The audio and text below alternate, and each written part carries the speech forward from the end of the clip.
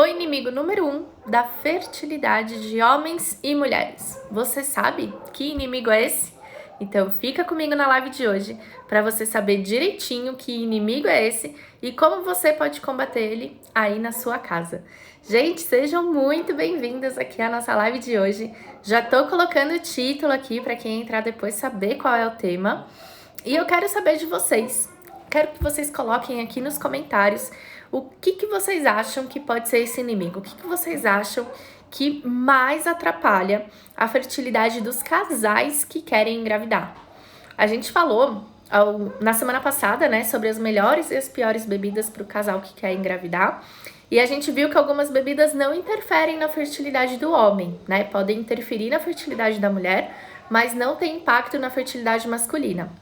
Esse inimigo que eu trouxe aqui para vocês, ele interfere na fertilidade de ambos. Então, fiquem atentas e chamem aí os companheiros para também assistirem a live com vocês, beleza? Quem tá chegando aqui pela primeira vez, quem aqui é nova, eu aproveito para me apresentar.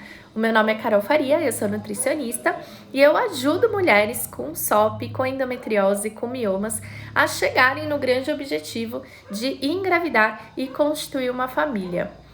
É um prazer muito grande estar aqui com vocês hoje. Para você que está assistindo aqui a primeira vez, quero que você se apresente para mim também. Quando terminar a live, vai lá no meu inbox, no meu direct, conta para mim o que você está lutando aí, qual é o problema de saúde que você tem, ou o que está acontecendo, qual é seu objetivo, o que você quer antes de engravidar. Se você está só fazendo um preparo para gestacional, se você precisa fazer um tratamento para isso acontecer. E aí eu mesma vou te responder e te mostrar como eu posso te ajudar a chegar nesse objetivo. Tá bom? E aí, gente, vão chegando, ó. Teve gente que falou já aqui nos comentários que o inimigo número 1 da fertilidade de homens e mulheres é o álcool. Teve gente que falou que é o estresse. E sim, ambos interferem muito na fertilidade de homens e mulheres. Mas esses talvez não sejam o principal ou o inimigo número 1 aí da fertilidade do casal. Tô vendo que tem gente aqui do programa Ser Mãe, né, Olivia? Vi também gente dos 30 dias contra a SOP aqui no começo da live. Deixa eu ver se eu acho quem é. Calma aí. Turma 95, será? Não, turma 96 presente. A Elisa tá aqui com a gente. Idade, gente. Idade não é um inimigo, né? A gente sabe que, claro, quanto mais velha é a pessoa, mais dificuldade ela pode ter para engravidar ou maior risco dela ter uma intercorrência nessa gestação. Mas não acho que a idade seja aí o inimigo número 1, não. Até porque esse inimigo que eu trouxe aqui para vocês, ele interfere na fertilidade, inclusive de mulheres e homens jovens, novos. Então, não é a idade. Vamos ver se mais alguém acerta. Adri, do programa Ser Mãe, turma 9. Gente, começou uma turma essa semana do programa Ser Mãe. E nós ainda temos vagas remanescentes para essa turma. Então, se você não faz parte ainda do programa Ser Mãe, corre para garantir a sua vaga, você já entra na turma, o início é imediato. A gente passa para vocês no inbox, no privado, todos os conteúdos que já foram passados desde segunda-feira no grupo. E você já tem acesso também à plataforma de aulas, já tem acesso aos profissionais, já consegue aí participar do detox que começa na próxima semana. Essa primeira semana é uma semana mais de vocês se conhecerem, né? De vocês formarem elos, formarem amizade dentro do grupo, tirarem as dúvidas, a gente nivelar a turma. Então, quem entrar hoje não perde, né, nenhum conteúdo essencial do programa, ainda dá tempo. Se você tem alguma dúvida sobre o programa Ser Mãe, quer conhecer um pouco melhor o programa, quer saber quais são os bônus dessa turma, o valor, como faz para se inscrever, quais são as aulas, os módulos que a gente tem no programa, vocês também podem clicar no link azul que está aqui na descrição do meu perfil e aí depois selecionar o botão Programa Ser Mãe. Você vai ser direcionada para uma mensagem lá no WhatsApp da Ana, que também está aqui com a gente nos comentários para tirar as dúvidas na live, e ela vai te passar todas essas informações e te ajudar no processo de inscrição, tá bom? E, enquanto eu estava falando, alguém aqui acertou, né? Falou qual que é o inimigo número 1. Acho que é a aluna do programa Ser Mãe, inclusive. Gente, quem tem, né, o programa Ser Mãe tem uma aula todinha lá na plataforma sobre esse assunto, né? Que eu trouxe aqui na live de hoje. Claro que a gente vai falar de uma forma mais resumida, porque é uma live. Mas vocês que são do programa Ser Mãe, depois olhem lá na plataforma, porque tem uma aula inteirinha sobre isso, tá bom? E sim, o inimigo número 1 da fertilidade de homens e mulheres e que muito provavelmente dorme aí na sua casa é o açúcar. Quem acertou, gente? Teve alguém aqui, agora eu não vou achar porque subiram muitos comentários, mas alguém aqui já tinha falado que o açúcar é esse inimigo. E por que o açúcar pode ser tão prejudicial para a fertilidade, né? Tanto do homem quanto da mulher? Bom, a primeira coisa que a gente tem que saber é que sim, o açúcar vicia. Não é à toa que você pode ter passado anos da sua vida sem consumir açúcar e quando, em algum momento, por algum motivo, né, em alguma situação, você veio a consumir, a tornar frequente, né, o hábito de consumir uma sobremesa depois do almoço ou depois do jantar, e a partir daí isso se tornou um hábito que hoje você talvez tenha dificuldade de tirar da sua rotina. E o que acontece muito também é a pessoa não consumir açúcar, né, não consumir nenhum tipo de sobremesa, nenhum tipo de doce, e aí a partir do momento que ela começa também a aumentar essa quantidade gradativamente.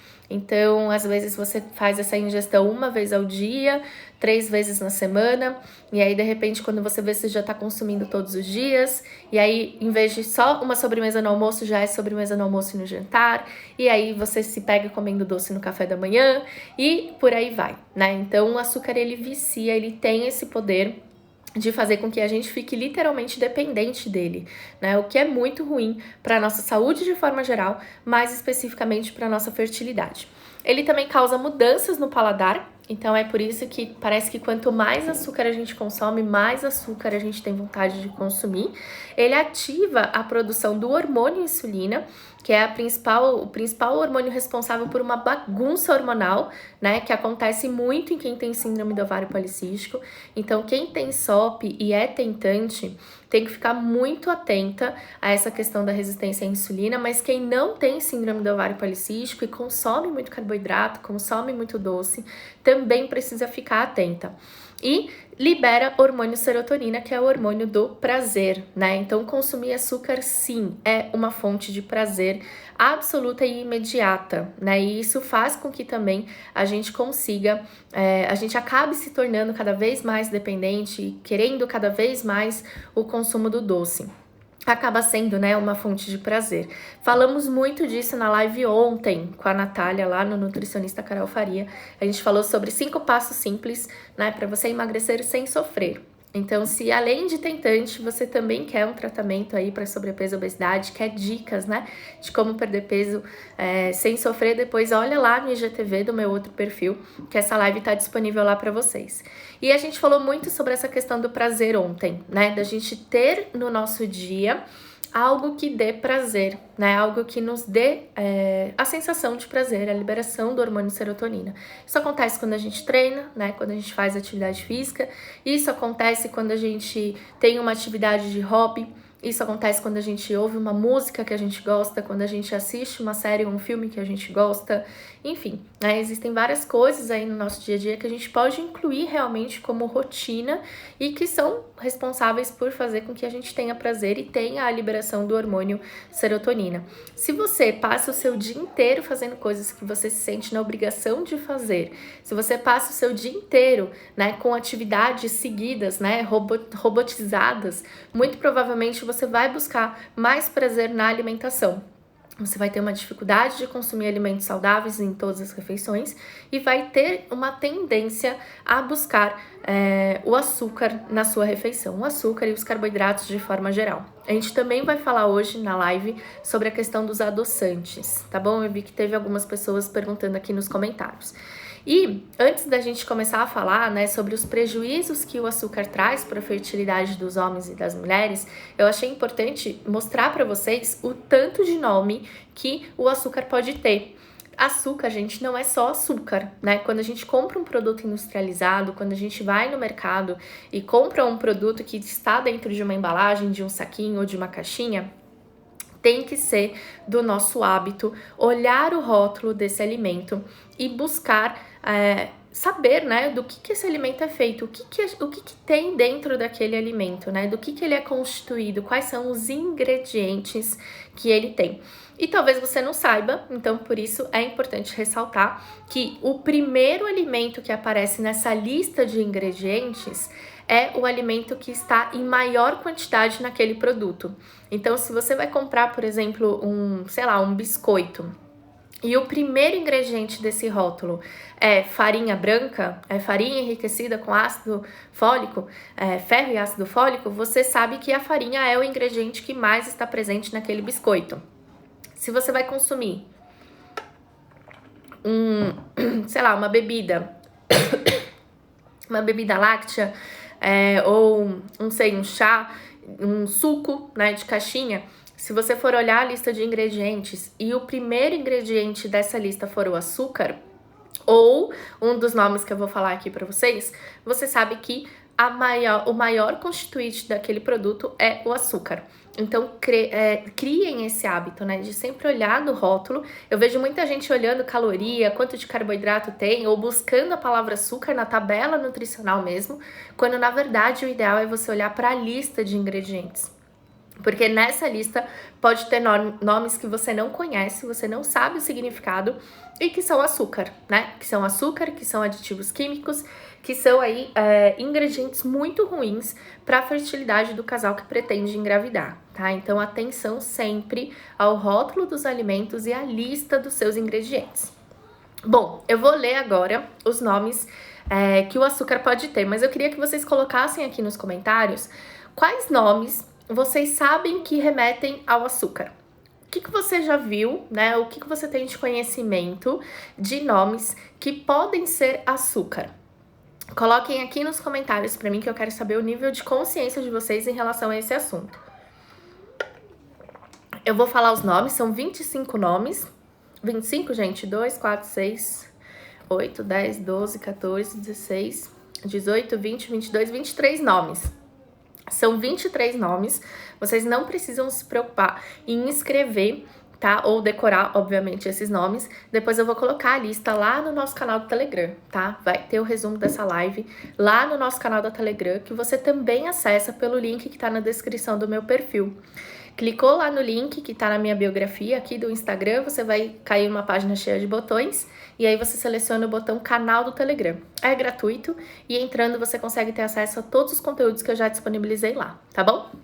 Enquanto isso, vocês falaram muitos nomes de açúcares. Maltodextrina, dextrose, sacarose, glicose, mel, polidextrose, colocaram aqui também no começo, mel, glicose. E sim, todos esses nomes são nomes que remetem ao açúcar. Xarope de glicose, gente, sempre que tem xarope de alguma coisa, isso é um tipo de açúcar, tá bom? Açúcar invertido é um tipo de açúcar. Então vamos lá, ó. Açúcar branco ou refinado, né, que é aquele açúcar que a gente chama de açúcar de mesa. Açúcar demerara, açúcar cristal, açúcar invertido, açúcar de confeiteiro, açúcar mascavo, açúcar de coco. Aí é muito fácil, né? Todos eles começam com a palavra açúcar, então a gente sabe que é um açúcar por conta disso. Mas também são açúcares o agave, o caldo de cana, a dextrose, a frutose, a galactose, a glicose, a glucose de milho, o mel, o melaço, melado, lactose, malte, maltodextrina, néctares, sacarose, xarope de milho, xarope de malte. Então, sempre que tem a palavra açúcar, se trata de um açúcar, mas sempre que tiver também a palavra xarope de alguma coisa, sempre que tiver a palavra melado de alguma coisa, ou que terminar com ose, como é frutose, lactose, galactose, a gente tá falando de um açúcar, tá bom? Então, toma cuidado com a lista dos ingredientes, né, dos produtos que vocês têm comprado, porque às vezes o produto diz no rótulo que ele tem 0 açúcar ou que ele é 0% de açúcar, e aí você vai conferir no rótulo, ele tem vários, né, um ou mais dos ingredientes que eu acabei de citar. Hoje mesmo eu estava atendendo uma paciente e ela falou que estava consumindo uma fibra para melhorar a função do intestino dela. Ela queria um intestino mais operante, mais funcionante, e tinham indicado para ela uma fibra. E aí eu pedi para ela me mandar foto dessa embalagem, né, para que eu visse o que era. E aí ela estava consumindo uma fibra de inulina. Inulina é o nome de uma fibra, mas com polidextrose, que é um açúcar, né? Então, olha só, paciente com síndrome do ovário policístico, com resistência à insulina, precisava reduzir a ingestão de açúcar e estava consumindo ali açúcar todos os dias através de um suplemento que ela achava ser 100% saudável, 100% eficiente para o problema dela, né? E na verdade poderia estar ali atrapalhando. A frutose, gente, é o açúcar da fruta, certo? Mas não tem problema, não é um risco para a nossa saúde ou para a nossa fertilidade consumir a fruta. Quando a frutose está como ingrediente de um produto industrializado, essa frutose ela passou por um processo de industrialização, o que torna ela muito mais nociva e numa forma também muito mais concentrada do que quando ela está naturalmente presente na fruta, tá? Então, cuidado, não façam essa confusão, né? Achar que frutose é ruim, logo eu não posso, eu não devo consumir a fruta. A fruta, ela é indicada, ela é permitida, inclusive, para os pacientes com resistência à insulina e até diabéticos, tá? A fruta é saudável, a fruta tem fibra, tem vitaminas, tem minerais. Sabendo incluir essa fruta no cardápio, e sabendo combinar essa fruta com as outras, né, ou com os outros alimentos e os outros nutrientes da refeição, não tem problema nenhum você consumir a fruta. Agora, o problema é quando essa frutose aparece como ingrediente de um produto industrializado, tá? Na live da semana passada, aqui no Foco na Fertilidade, a gente falou sobre os melhores e piores, né, as melhores e as piores bebidas para os casais que querem engravidar. E a gente falou sobre essa questão também, tá? Então fiquem bem atentas sempre ao tipo de produto que você está consumindo, aos ingredientes e sempre priorizando sua forma natural, tá? Cuidado com os produtos industrializados. Industrializados, de forma geral, costumam ser nocivos e costumam ser ruins para a nossa saúde, impactando, obviamente, né, de forma direta também a nossa fertilidade. Bom, vamos lá. O que acontece quando a gente consome o açúcar? Quando você consome o açúcar ou um produto que tem como ingrediente um desses nomes que eu acabei de falar aqui para vocês, que vai lá depois pro nosso canal do Telegram, então não precisem, né, ficar preocupadas em gravar isso. O que acontece no nosso corpo que vai prejudicar a nossa fertilidade? Bom, a primeira coisa que acontece quando a gente consome um produto muito rico em carboidrato ou muito rico em açúcar é o aumento da nossa insulina. Insulina é um hormônio que a gente produz e que tem como função o transporte do carboidrato na nossa corrente sanguínea. Então, não importa muito qual é o tipo de carboidrato que você consumiu, se é uma fruta, se é uma massa, se é um arroz, se é um açúcar, né? Esse açúcar, esse carboidrato, né, de forma geral, vai ser quebrado, vai ser digerido e vai se tornar glicose na nossa corrente sanguínea. E essa glicose, para ser transportada e utilizada como fonte de energia, a gente precisa desse hormônio chamado insulina, tá? E aí, toda vez que você consome esse carboidrato, toda vez que você ingere esse carboidrato, você libera o hormônio insulina. O problema é que quando você consome carboidrato ou açúcar, né, várias vezes ao dia ou numa quantidade grande, você vai liberar proporcionalmente a insulina, né? Então, se você consome muito açúcar, você vai liberar muita insulina. Se você consome açúcar 2 ou 3 vezes ao dia, são 2 ou 3 momentos do dia que você está liberando mais insulina do que o ideal. E aí, quando essa insulina começa a ficar em excesso, começa a ser produzida de forma mais exacerbada, mais exagerada, a gente tem algumas consequências. A primeira consequência que acaba surgindo e que a gente nota é o cansaço e a fadiga, o que é muito discrepante do que parece lógico acontecer, né? A gente tem a impressão de que consumindo um produto que é fonte de carboidrato ou que tem açúcar, o nosso nível de energia vai melhorar, porque aquele alimento é fonte de energia. Só que quando a gente começa a produzir insulina em excesso, a gente acaba tendo uma dificuldade na absorção desse carboidrato e a gente fica sem energia, fica cansada, tem fadiga, não quer fazer as coisas, mas parece que realmente falta energia, né? Não consegue fazer a atividade que se propõe ou que gostaria. Sente muito sono, parece que você dorme muitas horas e ainda assim esse número de horas não é suficiente. Tem vontade de dormir sempre mais. Esse é um dos primeiros sinais que a gente pode começar a relacionar aí com uma dificuldade, com um problema na nossa insulina. Outra coisa é a maior vontade de comer carboidratos.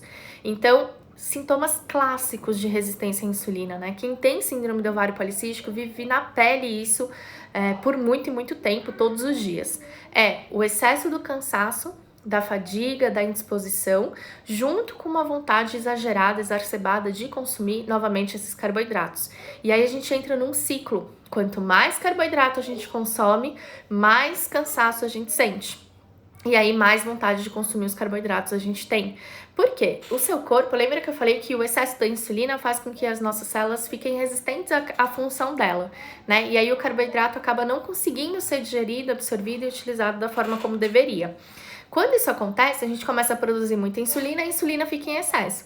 Mas ela tá com uma resistência, né? A gente tá apresentando ali resistência à função daquele hormônio. E aí o nosso corpo identifica que não tem carboidrato ligado nela. E a probabilidade, né? O que o nosso corpo entende que precisa fazer para obter mais energia é o maior consumo do carboidrato. Então você come mais carboidrato, sente mais cansaço, sente mais fadiga e sente mais fome e vai lá e come mais carboidrato. Tem alguém aqui que se sente assim? Que acha que está numa situação parecida ou semelhante a esse ciclo que eu acabei de citar aqui? Você sente muito cansaço, sente muita fadiga, ao mesmo tempo sente muita vontade de comer carboidrato? E aí parece que quanto mais carboidrato você come, mais carboidrato você quer comer? Comentem aqui nos comentários. Comentem aqui nos comentários, que ótimo, né? Coloca aqui nos comentários. Ó, Luzia falou que sim, a Eve, a Natane, Débora. Gente, esse é um péssimo sinal, tá bom?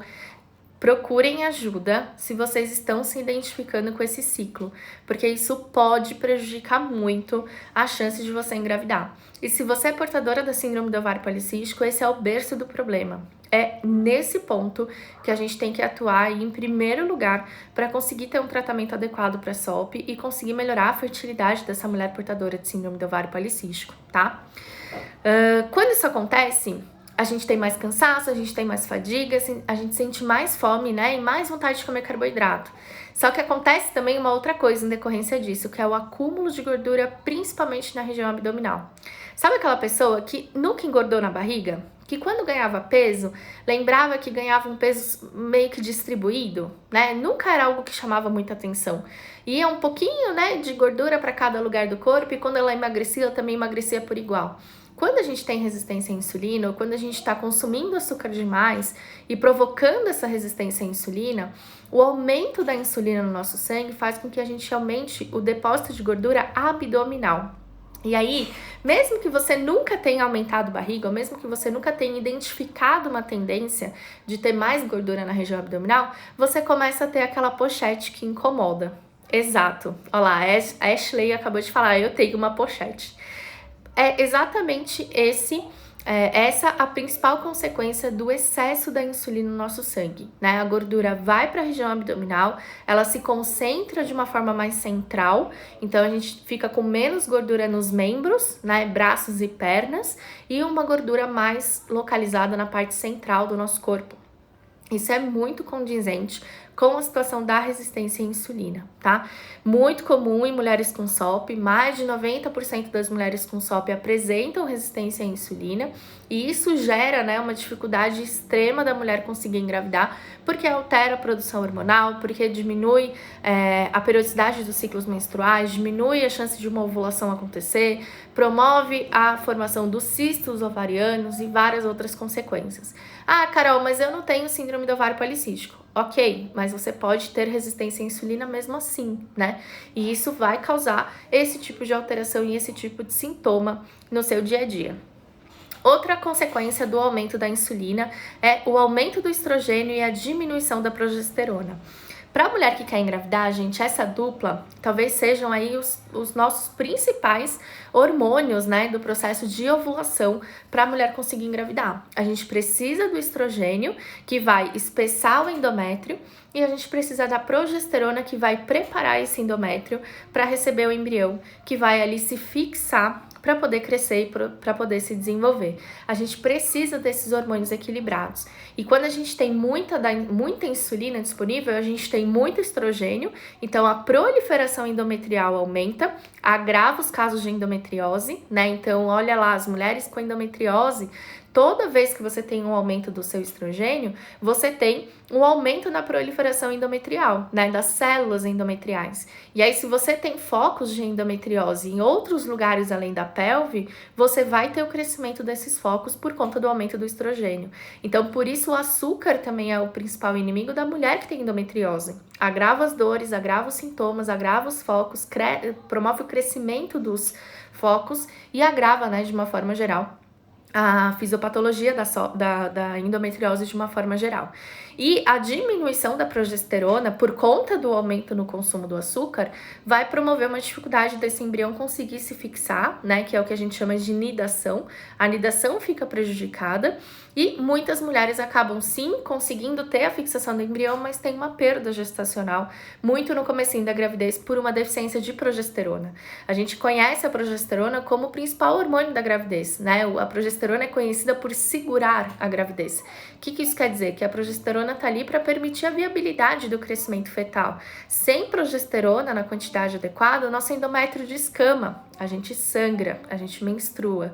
E aí, se tinha um bebezinho implantado ali, grande chance é de que a gente perca, né, essa gestação por conta da queda da progesterona. Então, olha só como é importante, né? Como que a gente precisa entender o funcionamento do nosso organismo para também se motivar a mudar os hábitos alimentares. Porque uma coisa é você saber que o açúcar faz mal, ok? Mas se você está tentando engravidar e você sabe que o processo, né, o consumo do açúcar mexe de uma forma tão direta a chance de você engravidar, ou pode ser um dos principais motivos de você ter um aborto, a sua percepção da alimentação e da importância de não comer tanto açúcar muda por completo, né? Então é muito importante ter essa consciência para você também ter motivação suficiente para mudar o que precisa ser mudado na sua alimentação e no seu dia a dia.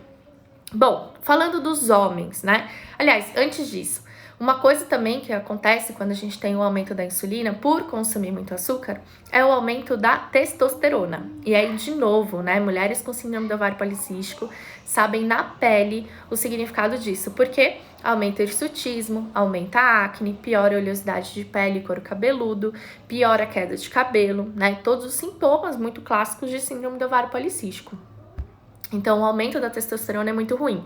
Mas, para a mulher que não tem a síndrome do ovário policístico, esse aumento da testosterona também é ruim, porque inviabiliza a gravidez e também favorece a diminuição da progesterona. Testosterona e progesterona são hormônios antagônicos. Quando a testosterona aumenta, o nosso corpo imediatamente começa a produzir menos progesterona. E aí, se você tem uma gestação ou se você está tentando engravidar, pode acontecer de você não conseguir ter essa gravidez ou mesmo ter a gravidez e acabar perdendo, tá? Então, tomem cuidado também em relação a esse aumento da testosterona. Hormônios androgênicos, de forma geral, aumentam com a produção da insulina em decorrência do aumento no consumo do açúcar. Então, de forma geral, né, de uma forma bem ampla, o impacto do consumo do açúcar na nossa saúde reprodutiva é bem conhecido e bem nítida, tá? Diminui a libido. Então, olha lá, quem aqui, gente, tem dificuldade com relação à libido? Quem aqui acha que a libido não atende a sua expectativa ou não está tão boa quanto você gostaria que ela estivesse? Coloquem aqui nos comentários para mim e junto dessa informação coloquem se você consome muito ou pouco açúcar. Então, libido tá boa ou libido tá ruim? O consumo do açúcar tá alto ou o consumo do açúcar tá baixo? Muito provavelmente vocês vão dizer que a libido tá baixa e o consumo do açúcar tá alto, né? Mas quero ver aí a resposta de vocês para ver se isso faz sentido no dia a dia que vocês aí estão vivenciando. O que é libido, Ju? Libido é desejo sexual. A gente chama de desejo sexual hipoativo ou DSH, quando a mulher tem baixo desejo sexual, quando ela tem uma libido baixa, tá? Olha lá, libido ruim, açúcar alto. Libido média, muito açúcar. Algumas meninas só falaram eu, né, que significa aí uma baixa libido, mas relacione isso também com a questão dos açúcares, tá?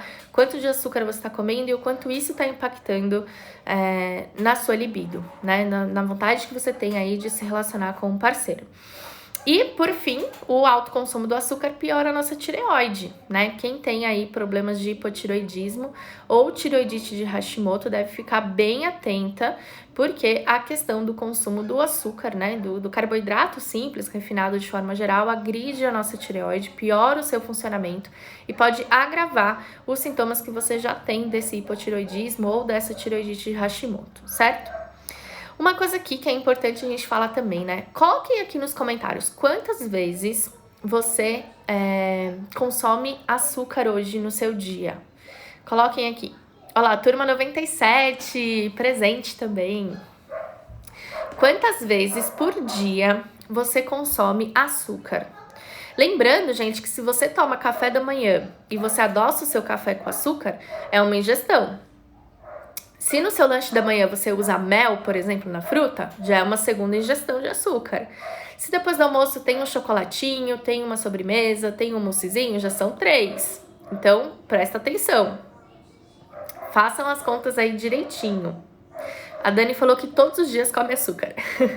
Quantas vezes no dia você consome açúcar? Seja o açúcar, seja aquele açúcar que a gente chama de omitido, né? De escondido. Tem um desses nomes que eu falei aqui pra vocês em algum ingrediente do que você consome. Lembrando que muitas vezes, a Jaque falou, né? Cereal integral. Muitas vezes o cereal tem açúcar, né? Você vai ver uma granola, gente. Granola é um dos cereais que mais tem açúcar. Normalmente eles têm de 2 a 3 tipos de açúcar diferentes na composição. Essas granolas industrializadas. Então, olha só, já são 3 porções de açúcar em um único alimento, né? Olha só, vocês estão falando aí na média 3 vezes no dia, né? Tem gente que consome 4, tem gente que já falou que consome 5, tem gente que falou 2, mas a média, acho que o que mais, né, apareceu aqui nos comentários são 3 vezes. O ideal, gente, o ideal, tá? Tô falando de mundo perfeito, é que a gente consuma açúcar no máximo 3 vezes na semana.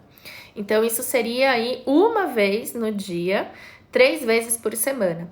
E a maioria aqui tá dizendo que consome açúcar 3 vezes no dia. A gente sabe que o consumo de açúcar pelo brasileiro vai muito além do que é considerado ideal pela Organização Mundial da Saúde, né? A gente tem um hábito alimentar muito voltado para o consumo do carboidrato e do açúcar. E a gente vê isso na pele, né? A gente tem as consequências, né, disso no dia a dia. E aí, você vem aqui pra live da Carol, a Carol fala que o açúcar pode prejudicar você a engravidar, porque diminui a progesterona, aumenta o estrogênio, piora a endometriose, agrava a SOP, faz um estrago danado, né? E aí você fala que a partir de amanhã, pronto, não como mais açúcar. Qual é a chance desse negócio dar certo, gente? Muito baixa, né? Muito baixa. Por quê? Você tá acostumado a consumir açúcar 3 vezes no dia. Você tem liberação de serotonina, que é o nosso hormônio do prazer, em 3 momentos distintos do seu dia, só por consumir açúcar, né? Só por consumir alimentos que são fontes de açúcar. E aí, de repente, de uma forma abrupta e súbita, você fala para o seu organismo que pronto, acabou. Ele não vai ter mais o prazer que ele tinha através do consumo do açúcar. O que vai acontecer? Você não vai conseguir manter isso a longo prazo. O seu corpo vai criar estratégias para te fazer consumir bobagens. Vai criar estratégias para fazer com que você sinta a necessidade desse carboidrato, desse açúcar e obtenha essa fonte de prazer de uma outra forma, né? Através de um outro alimento ou através de uma outra refeição. E aí, quando você for consumir, provavelmente você vai ter uma dificuldade de comer pouco e vai tender a comer mais, tá? Então toma cuidado com essa questão do radicalismo na mudança do hábito alimentar. Ninguém aqui nasceu amando açúcar. Ninguém aqui nasceu consumindo açúcar 3 vezes no dia. Muito pelo contrário, né? A gente, pelo menos como mãe, as mães de forma geral têm muito cuidado para não expor as crianças ao açúcar de uma forma muito grande, de uma forma muito cedo, né? Mas enfim, você não nasceu amando açúcar, você não nasceu comendo açúcar, você aprendeu que o açúcar é gostoso, você aprendeu a ter prazer através do consumo desse açúcar e você aprendeu a ter o hábito de consumir açúcar 3 vezes no dia. O processo da reeducação alimentar é uma aprendizagem. Você vai aprender, você vai ensinar o seu corpo que existem outras formas de ter prazer que não o consumo do açúcar e você vai reensinar o seu organismo a ficar muito bem consumindo menos açúcar. Como? Fazendo uma mudança gradual do seu comportamento. Então, se hoje você consome 3 vezes por dia o açúcar, a partir de amanhã tenta consumir 2. Você já vai ter avançado muito no seu projeto, né, de melhora aí da qualidade da alimentação. É 30% menos açúcar. Olha só, né, como é impactante. E aí, você passa 10 dias, 15 dias consumindo açúcar 2 vezes no dia. Claro que isso não é uma obrigação, né? Se de repente, num dia determinado, você não teve vontade, você não é obrigada a consumir aquele açúcar. Mas se hoje você consome 3 vezes e isso é importante para você, passa aí de 10 a 15 dias consumindo 2 vezes no dia. Quando isso acontecer, daí você reduz para uma vez ao dia. Escolhe o momento do dia que para você é mais importante, né? A refeição que você sente mais falta, a sobremesa que você gosta mais, o momento que para você faz mais sentido. De novo, faz isso por mais 10 ou 15 dias. E aí depois você passa a consumir dia sim, dia não, né? Sei lá, 4 vezes na semana, depois 3 vezes na semana, até que você chegue no ponto ideal de consumir o açúcar uma vez no dia, 3 dias na semana, tá? Não façam mudanças radicais, porque senão a tendência é que vocês não consigam levar isso a longo prazo e o pior, né, que você torne-se compulsiva. A restrição gera compulsão e aí toda vez que você for consumir o açúcar, você vai acabar consumindo muito açúcar.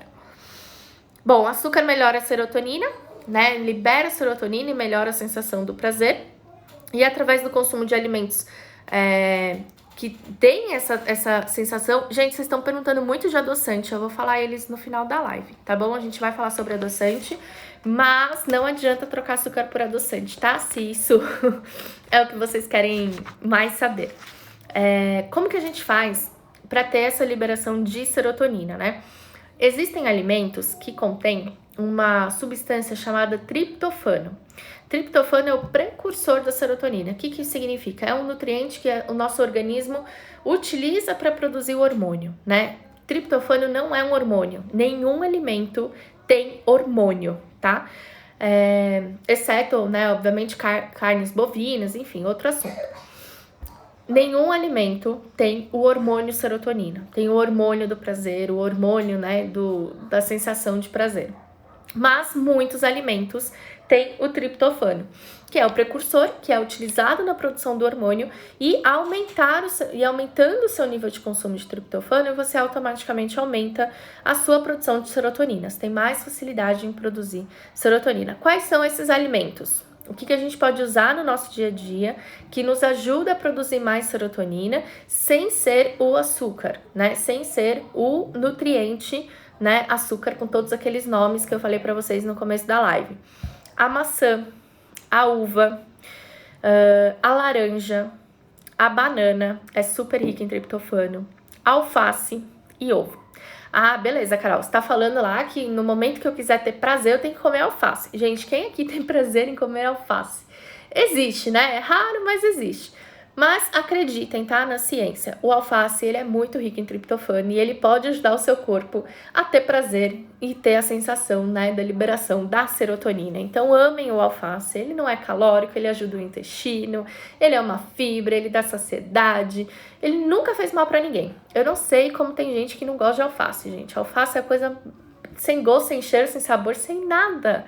E as pessoas falam que não gostam do alface, enfim. Esses alimentos, quando inseridos na rotina, vão elevar a sua produção de triptofano, automaticamente, né, vão elevar a sua produção de serotonina e você vai conseguir ter os seus níveis de serotonina mais estáveis, fazendo com que você tenha uma tendência menor à compulsão pelo açúcar para obter prazer, tá? Então não é que eu estou sugerindo que você troque uma sobremesa por alface ou que você troque um chocolate por uma maçã, né? Ou por um ovo, tá? É só uma questão bioquímica de você dar para o seu organismo o que ele precisa para manter, né, os níveis estáveis do hormônio que ele sente falta, que é esse hormônio do prazer, é esse hormônio aí da sensação boa que a gente tem. O que acontece quando a gente tem falta de triptofano? O que acontece quando a gente não consome a quantidade de triptofano adequada ou que a gente não consegue atingir os níveis adequados do triptofano na nossa alimentação? A primeira coisa é você ficar ansiosa, né? Mais estresse, mais ansiedade, mais irritabilidade. É por isso que nesses momentos a gente tende a recorrer para o açúcar, né? A nossa tendência é buscar o alimento doce, é a gente buscar o carboidrato simples, o carboidrato refinado.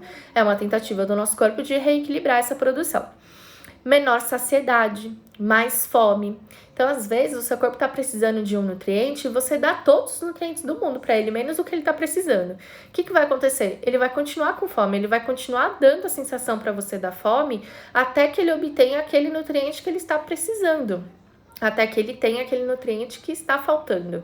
Então, às vezes, não é exatamente fome, não é uma fome física, né? É uma fome nutricional mesmo. Seu corpo está precisando de um nutriente específico. Mais vontade de comer, mais compulsão. TPM, pior. Então, olha lá, as meninas que sofrem, né, de TPM, sentem muita irritação no período pré-menstrual, parece que precisam comer um chocolatinho antes da menstruação descer. Isso tende a ser, na verdade, uma queda, né, do consumo do triptofano. Então, aumentar o consumo desses alimentos é super importante. Mais vontade de consumir doces e carboidratos por conta do aumento da serotonina. Então, é muito importante esse equilíbrio. E vocês estão perguntando muito do adoçante, né? Gente, não é inteligente fazer a substituição do açúcar pelo adoçante. Muita gente faz essa troca, muita gente faz essa substituição porque acha que o adoçante é saudável, porque o adoçante não é calórico, que só pelo adoçante não ter calorias ele já é saudável e ele pode fazer parte da nossa rotina. Mas não é bem assim, tá bom? Quando a gente fala no aumento da insulina, que é o que vai causar menor motilidade dos espermatozoides, que é o que vai fazer a gente ter menos progesterona, que é o que vai piorar os sintomas da SOP, piorar a endometriose porque aumenta o estrogênio, a gente tem consumo de açúcar, gera aumento de insulina, que vai gerar todas essas consequências que eu falei para vocês. Diminui a motilidade dos espermatozoides, diminui a produção da progesterona, aumenta o estrogênio, aumenta a testosterona, agrava sintomas de endometriose, de SOP, etc. Percebe que o eixo central disso é o aumento da insulina, né? Então, você consome o açúcar que causa o aumento da insulina, o aumento da insulina causa todas essas alterações que agridem, né, e que pioram diretamente a nossa fertilidade. Quando você consome um adoçante, mesmo que seja não calórico, ele também promove o aumento da nossa insulina.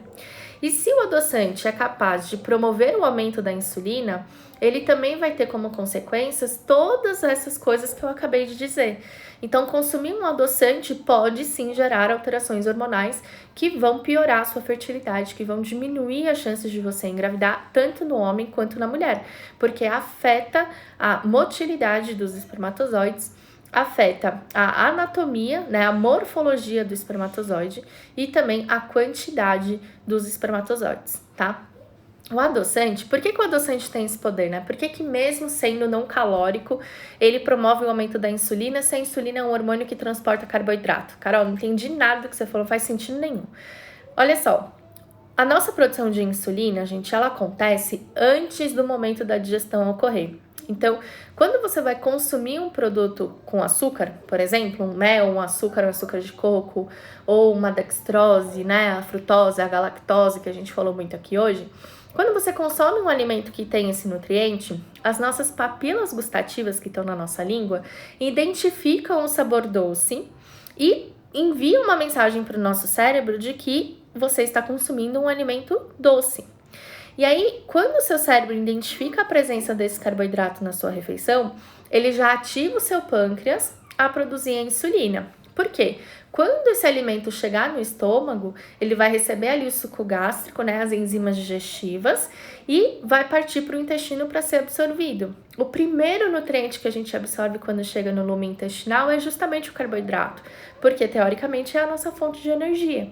Então, quando esse alimento sai do nosso estômago e vai para o nosso intestino, essa insulina ela já tem que estar pronta. Ela já está lá no seu sangue esperando esse carboidrato para poder se ligar e para poder fazer o transporte. Então, quando você consome um alimento com adoçante, sacarose, ciclamato, sacarina, aspartame, estévia, xilitol, eritriol, eritritol, qualquer tipo de adoçante, a sua papila gustativa identifica esse sabor doce. Para a nossa papila gustativa não faz diferença se tem caloria ou não tem caloria. É doce, o seu cérebro vai ser notificado de que está havendo o consumo de um doce e ele vai enviar uma mensagem para o seu pâncreas para ele produzir insulina. E a insulina vai ser produzida e vai ser liberada no nosso sangue. E aí aumentou o consumo da insulina, né? Produção. Aumentou a produção da insulina, a gente vai ter toda essa cascata de efeitos negativos na fertilidade, mas não chegou carboidrato lá no sangue, né? A gente não consumiu um açúcar, a gente consumiu um adoçante não calórico. E aí o que acontece? A insulina foi produzida, ela tá no sangue esperando o carboidrato, não chega carboidrato, porque o adoçante não tem carboidrato, e aí essa insulina notifica o seu cérebro do quê? Olha, preciso de carboidrato. Cadê o carboidrato que estava aqui, né?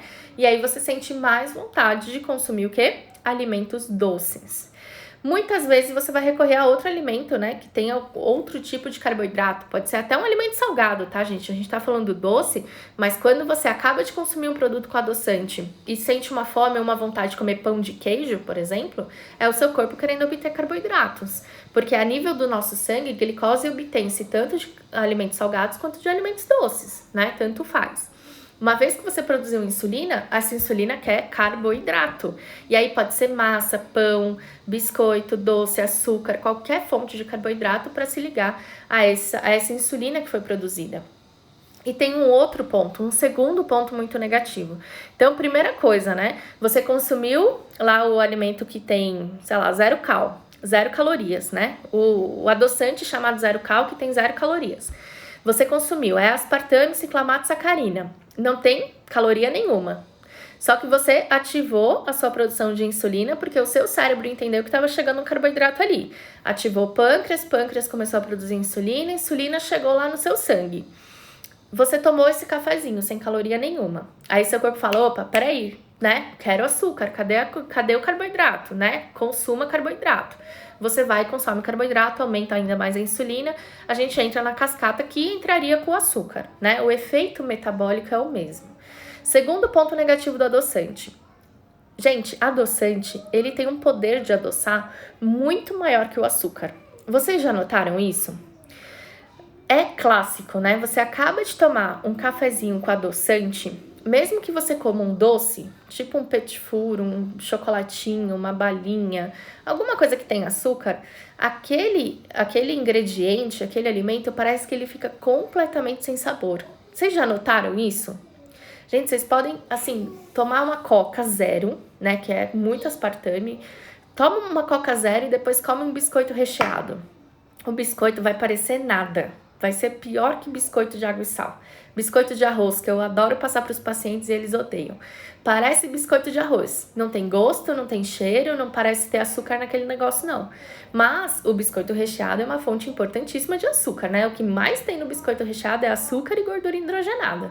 Se você consumir esse biscoito antes do adoçante, o seu paladar vai identificar esse biscoito de uma forma. Se você consumir esse mesmo biscoito depois de consumir um adoçante, num café, num chá ou mesmo num refrigerante, você vai ter uma percepção completamente diferente desse biscoito. Isso significa o quê? Que você torna o seu paladar mais exigente. Olha como é sério isso. Você está tão acostumado a consumir adoçante e esse adoçante ele tem um doce tão intenso que o seu paladar começa a não identificar alimentos que têm um potencial doce menor. E aí você come o biscoito recheado, parece que você não tá comendo biscoito recheado. Você come um brigadeiro, parece que aquele um brigadeiro não sacia. Você precisa de 2, 3, 4 brigadeiros para ficar saciada. Você come um pedaço de bolo, parece que aquele pedaço de bolo não é o suficiente. Você tem que comer o pedaço de bolo, mais o sorvete, mais o brigadeiro, e aí parece que aquela necessidade do açúcar, né? Aquele prazer que você tinha ao consumir o açúcar não acontece. Por quê? Porque as suas papilas gustativas estão viciadas a ponto de achar que só o mega doce do adoçante importa. Só o sabor super intenso do doce que a gente encontra no adoçante sacia. E isso faz com que o seu padrão alimentar fique cada vez pior. Porque toda vez que você for consumir um produto que tem açúcar de verdade, você vai precisar consumir muito dele para ter prazer e para saciar a sua vontade do alimento, do açúcar, do doce. Entenderam? Então, eu não recomendo adoçante, é minha conduta. Ah, mas a Nutri fulana de tal diz que o adoçante é melhor. Bom, isso é uma questão de conduta dela e do problema que ela está acostumada a tratar. Para uma pessoa, por exemplo, que quer emagrecer, a pessoa não tem SOP, não tem endometriose, não está tentando engravidar, ela só quer emagrecer. O uso do adoçante pode ser útil por diminuir o volume de calorias que essa pessoa está consumindo? Pode ser que sim. Pode ser que nessa situação, para aquele objetivo, seja válido. Agora, a gente aqui que está falando de SOP, de endometriose, de mioma, que são doenças inflamatórias e hormonais, pra gente aqui que está falando de fertilidade, né, de casais que estão buscando engravidar, o adoçante ele não é bem-vindo na nossa rotina, no nosso dia a dia, no nosso comportamento, tá? Por quê? porque aumenta a insulina, causa alterações hormonais, vai fazer com que o nosso paladar fique exigente cada vez mais por doce e vai mudar o nosso padrão alimentar, fazendo com que a gente faça piores escolhas, né? Então, não vejo como algo inteligente. Onde a gente consome muito adoçante? Nos produtos industrializados, né? Nos produtos chamados lights, diets, zero. Ah, Carol, eu morro de vontade de comer um doce depois do almoço, mas aí eu vou lá e compro aquela paçoquinha zero. Pode ser? Faz mal? Gente, você tá trocando, às vezes, uma sobremesa que teria ali algum tipo de benefício nutricional, algum tipo de nutriente, algum tipo de vitamina, sei lá, por um alimento industrializado, carregado de adoçante, carregado de aditivo químico, com conservante, corante, emulsificante, ou seja, você tá trocando um alimento que, por mais que tenha açúcar, tinha lá os seus benefícios, por um alimento zero açúcar, mas que não tem nutriente nenhum, que não tem absolutamente nada de bom e que ainda vai agredir a sua fertilidade e agride também a fertilidade do homem, tá, gente? Tudo isso que eu falei aqui vale para o homem, vale também para a mulher. O adoçante, quando consumido pelos homens, o açúcar, quando consumido pelos homens, vai alterar o padrão de insulina, que vai promover alterações hormonais. Vai diminuir a motilidade dos espermatozoides, vai mudar o formato, a anatomia, né, dos espermatozoides e vai diminuir a sua quantidade na produção dos espermatozoides. Então, as alterações que acontecem na mulher também vão acontecer no homem de uma outra forma, por um outro mecanismo, mas também são prejudiciais, tá? De todos esses açúcares, gente, de todos esses nomes que eu falei aqui pra vocês, né, que remetem ao açúcar ou que tem um papel semelhante ao açúcar, tem um que a gente precisa fazer uma ressalva, que é o mel. O mel é açúcar? É. O mel é carboidrato simples, de alto índice glicêmico? É. Quando eu consumo mel, eu libero insulina? Libera. Porém, contudo, entretanto, todavia, o mel, ele tem um benefício, que é o fato dele ser um antibiótico natural e o fato dele ser um alimento natural, né? Ele não é um alimento industrializado, ele não passou por um processo de industrialização, como aconteceu com o açúcar branco, como aconteceu com a frutose, com a galactose, com a lactose, com o néctar, com o xarope de malte, enfim, né? Com todos aqueles outros elementos que são altamente industrializados para poderem ser usados, né, como forma de adoçar uma receita ou um ingrediente.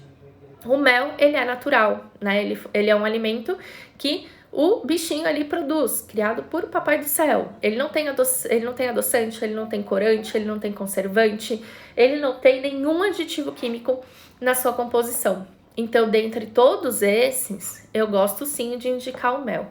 Quer dizer que por ele ser natural e por ele ser um antibiótico natural, eu posso consumir em excesso? Claro que não, porque quando você consumir em excesso, você vai gerar toda aquela cascata, né, que eu falei sobre o aumento da insulina e, consequentemente, as alterações hormonais que provêm dela. Mas, se você consumir numa quantidade pequena, quando realmente precisa, numa receita ou no preparo de um alimento que você também está usando ingredientes naturais, o mel, ele é super bem-vindo, tá? Ele tem um índice glicêmico maior que o açúcar de coco, que o açúcar demerara, que o açúcar mascavo, mas de todos ele é o que menos passa por processo de industrialização, é o que menos tem aditivos químicos e é o que a gente acaba tendo como mais saudável, tá? Portadoras de resistência à insulina, pré-diabetes, síndrome do ovário policístico, endometriose. Carol, o que eu uso? Açúcar ou adoçante? Gente, entre açúcar e adoçante, escolham nenhum deles, né? Escolham ficar sem nada. Escolham apreciar o sabor verdadeiro e original daquela receita ou daquele alimento que você está consumindo. Mas quando você precisa mesmo, assim, quando é tipo uma questão urgente, né? É uma necessidade, não tem como não usar. Prefiram o açúcar do que o adoçante, tá? Lembrando, gente, que nenhum adoçante é seguro para usar durante a gravidez. E aqui estamos falando para mulheres que estão se preparando para engravidar. Você pode engravidar e não saber que engravidou.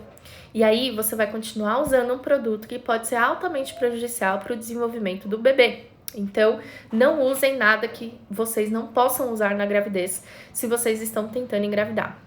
Dentre os açúcares de verdade, né, açúcar mesmo, qual que é o melhor? O melhor de todos, ao meu ver, é o açúcar de coco, porque tem o menor índice glicêmico, ou seja, é o que menos vai impactar na produção de insulina e, consequentemente, menos vai impactar na produção dos outros hormônios. Mas você também pode optar pelo açúcar mascavo e pelo açúcar demerara, que eles têm um índice glicêmico menor, obviamente, que o açúcar branco, não tão baixo quanto o açúcar de coco, mas eles têm um custo menor, né? Então, se de repente você não tá afim de investir no açúcar de coco porque é muito caro, você pode optar pelo açúcar mascavo ou pelo açúcar demerara, o que for aí mais viável para você, onde você mora, ou mais fácil de você encontrar, de você utilizar. Lembrando também, gente, que sempre vamos usar a menor quantidade possível do açúcar. Então, se você estiver usando o açúcar como ele deve ser usado, um pacotinho, um copinho, né, uma garrafinha de açúcar de coco vai durar muito tempo. Então, às vezes, ele é caro. Sei lá, pago tipo 12, 14 reais um negocinho de 250 gramas. Mas ele dura tanto tempo que às vezes acaba compensando. Até porque ele não fica bom com qualquer coisa, né? Não é em qualquer lugar que você vai enfiar um açúcar de coco, porque vai dar ruim. Então você acaba também optando por usar menos, né? Porque é caro, porque ele não combina com qualquer coisa e ele não tem aquele sabor doce, né? Aquela intensidade do doce que tem o açúcar refinado e aí você acaba não consumindo tanto, tá? Então, gente, essas foram as dicas de hoje. 1 hora de live já, nem vi o tempo passar. Só me toquei porque apareceu a contagem regressiva aqui do Instagram para ele me tirar do ar. Mas é isso. Mulheres e homens que estão se preparando para engravidar devem tomar muito cuidado com a quantidade de açúcar que consomem.